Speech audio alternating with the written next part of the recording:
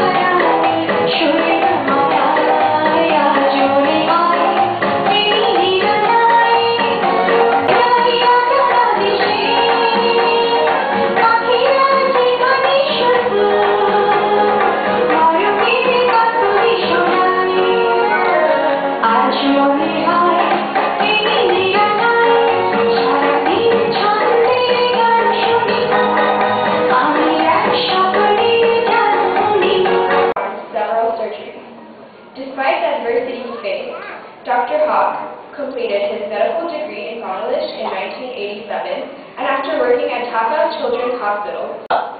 প্রচন্ডভাবে বিশ্বাস করি যে এই শিশুদেরকে যদি স্বাস্থ্য, শিক্ষা এবং ট্রেনিং এর সুযোগ দেওয়া যায়, তবে এই প্রপার্টি সাইকেলটা ভাঙা সম্ভব, তবে এই চাইল্ড লেবারটা বন্ধ করা সম্ভব। এবং এই প্রপার্টি সাইকেলটাকে ভাঙার জন্য, তাদেরকে স্বাস্থ্য সুযোগ দেওয়ার জন্যই আমাদের এই ডিসিআই জন্ম এবং আমাদের প্রোগ্রামগুলোর জন্ম। আমরা 6টা প্রোগ্রামের মাধ্যমে এই প্রজেক্টগুলো রান করছি এবং আপনাদের সাপোর্টটা এই শিশুদের কাছে পৌঁছে দিচ্ছি। আমি এত ডিটেলসে গেলাম না, আপনি অলরেডি দেখেছেন এবং ওয়েবসাইটে এগুলো দেখতে পাবেন। আমি সংক্ষেপে শুধু একটা প্রোগ্রাম সম্বন্ধে বলবো, সানশাইন প্রোগ্রাম। লক্ষ্য করতে হচ্ছে যাতে বাচ্চাটাকে আবার কাজে ফিরে না যেতে হয়। এনিওয়ে, এই